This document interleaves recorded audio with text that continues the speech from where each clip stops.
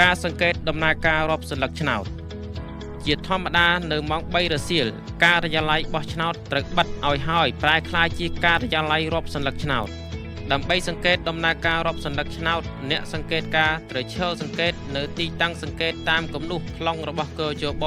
ឬទីតាំងសមស្របណាមួយដែលអាចមើលឃើញនិងស្ដាប់ឮច្បាស់នៅគំនូសគាំទ្រនឹងការប្រកាសសម្លេងឆ្នោតរបស់គណៈបកនយោបាយលើសន្លឹកឆ្នោតដែលត្រូវបង្ហាញដោយប្រធានការិយាល័យរាប់សន្លឹកឆ្នោតនិងត្រូវបានកត់ត្រាលើក្រដាសទាំងធំក្នុងការសង្កេតដំណើរការរាប់សន្លឹកឆ្នោតដើម្បីសង្កេតឲ្យបានដិតដល់នៅការប្រកាសនិងគូសសម្លេងឆ្នោតអ្នកសង្កេតការមិនតម្រូវឲ្យកត់ត្រាសម្លេងឆ្នោតនៃគណៈបកនីមួយៗតាមការប្រកាសរបស់ប្រធានការិយាល័យរាប់សន្លឹកឆ្នោតឡើយអ្នកសង្កេតតម្រូវឲ្យផ្ទៀងផ្ទាត់ដំណើរការរាប់ដើម្បីជៀសវាងការភ័ន្តច្រឡំនិងភាពមិនប្រក្រតីកើតឡើងជាការស្រេចក្រោយដំណើរការរាប់ត្រឹមត្រូវបានបញ្ចប់អ្នកសង្កេតការកត់ត្រាយកលទ្ធផលឆ្នោតពីទម្រង់1102ដែលបានបិទផ្សាយនៅមុខការិយាល័យសំណួរតើមានការរំខានរារាំងដល់ដំណើរការរាប់សន្លឹកឆ្នោតដែរឬទេអ្នកសង្កេតការត្រូវដឹងថាក្រោយពីបិទដំណើរការបោះឆ្នោតដំណើរការរាប់សន្លឹកឆ្នោតបានចាប់ផ្ដើមមន្ត្រីកករត្រូវសហការគ្នាការពារមាត់ទ្វារនិងបង្អួចបើកចំហកុំឲ្យមានអ្នកចេញចូលសំណួរតើមានការពន្យាលពេលរាប់សន្លឹកឆ្នោតឬបិទការិយាល័យរាប់សន្លឹកឆ្នោតកំពុងដំណើរការរាប់ដែរឬទេអ្នកសង្កេតការត្រូវដឹងថាកិច្ចប្រតិបត្តិការរាប់សន្លឹកឆ្នោតត្រូវតែធ្វើនិងបញ្ចប់តែមួយកន្លែងដោយមិនមានការឈប់សម្រាកឡើយសំណួរតើមានការមិនអនុញ្ញាតភ្នាក់ងារគណៈបកនយោបាយនិងអ្នកសង្កេតការថតដំណើរការរាប់សន្លឹកឆ្នោតដែរឬទេអ្នកសង្កេតការត្រូវដឹងថាក្នុងដំណើរការរាប់ភ្នាក់ងារគណៈបកនយោបាយនិងអ្នកសង្កេតការទទួលអនុញ្ញាតឲ្យថតរូបភាពនិងវីដេអូក្នុងការិយាល័យបោះឆ្នោតប៉ុន្តែមិនត្រូវរំខានដល់ដំណើរការនេះឡើយសំណួរតើមានការបិទទ្វារឬបង្អួចការិយាល័យបោះឆ្នោតនៅពេលកំពុងដំណើរការរាប់សន្លឹកឆ្នោតដែរឬទេ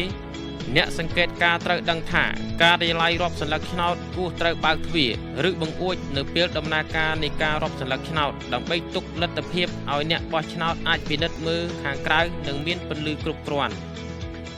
សំណួរតើមានការរាប់សន្លឹកឆ្នោតដោយអានប្រញាប់ពេកឬមិនបានបង្ហាញឲ្យឃើញច្បាស់ពីគំនូសសន្លឹកឆ្នោតដែរឬទេនិងមានភាពមិនត្រឹមត្រូវឬបន្លំលើការប្រកាសរាប់សន្លឹកឆ្នោតដែរឬទេអ្នកសង្កេតការត្រូវដឹងថាប្រធានការិយាល័យរាប់សន្លឹកឆ្នោតត្រូវបង្ហាញសន្លឹកឆ្នោតនិងប្រកាសឲ្យឮនៅឈ្មោះរបស់គណៈបកនយោបាយដែលទទួលបានសម្លេងឆ្នោតឯកតាមការប្រកាសរបស់ប្រធានអនុប្រធាននិងលេខាធិការនៃការិយាល័យរាប់សន្លឹកឆ្នោតគូសបន្ទុកឲ្យគណៈបកនយោបាយនៅលើតារាងកត់ត្រាសម្លេងឆ្នោតទម្រង់1108ទន្ទឹមនឹងនេះសមាជិកទី1ត្រូវគូសបន្ទុកឲ្យគណៈបកនោះនៅលើផ្ទាំងក្រដាសធំដែលភ្ជាប់នឹងជញ្ជាំងឬក្តារខៀនក្នុងការិយាល័យរាប់សន្លឹកឆ្នោត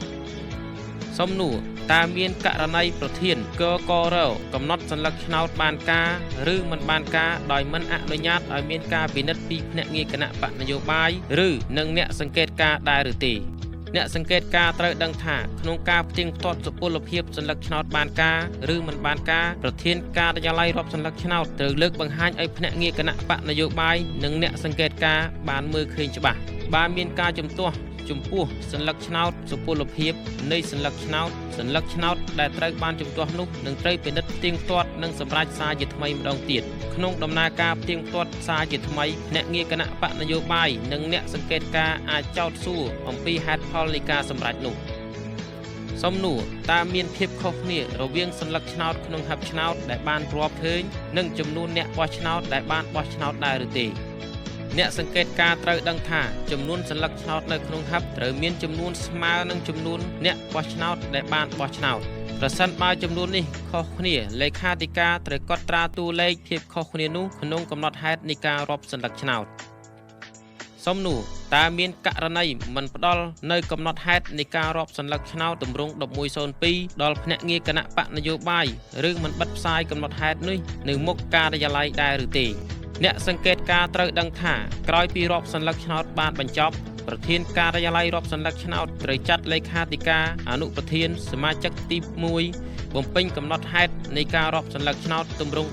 1102តាមចំនួនដែលត្រូវប្រើប្រាស់និងបានចុះហត្ថលេខាដោយប្រធាននិងលេខាធិការព្រមទាំងបោះត្រារួចចែកជូនភ្នាក់ងារគណៈបកនយោបាយដែលមានវត្តមាននៅក្នុងការិយាល័យរាប់សន្លឹកឆ្នោតនោះប្រធានកករត្រូវចាត់សមាជិកទី2ឲ្យបិទផ្សាយកំណត់ហេតុនៃការរាប់សន្លឹកឆ្នោតមួយច្បាប់ជាសាធារណៈនៅត្រង់ច្រកចូលទីតាំងការិយាល័យបោះឆ្នោតនិងរាប់សន្លឹកឆ្នោតនោះ